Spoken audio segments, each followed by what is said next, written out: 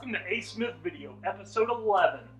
To become more creative, you need to start with the end in mind.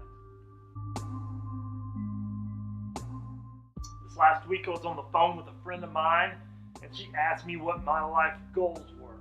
There's two actually, and I won't mention them here because they're still a long way off. But I can remember what I did when I realized they were my goals.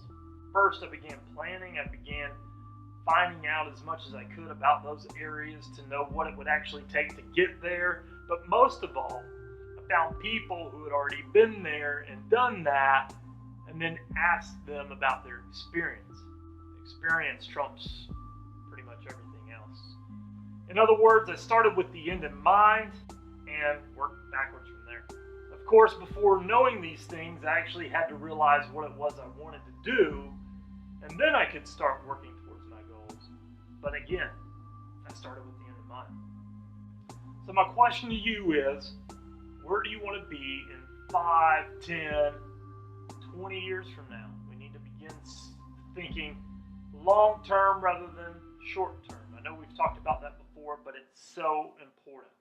Start looking where you're at now, look at the end goal, and work backwards from that to find what it takes to bridge the two. That gap is what you need to be working towards now. So when you work backwards from the end, it's much easier to see more details of the process that will actually get you to where you want to be, rather than always being surprised. Yes, there'll be surprises along the way, but there'll be much less when you do it this way.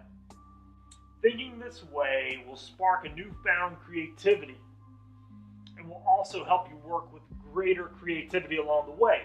And trust me, there'll be times along your journey where you need creativity on your side to make things actually work. So to become more creative, remember to start with the end in mind. Thank you for tuning in to another episode of A. Smith Video. Make sure to subscribe so you don't miss a video, and I'll see you next time.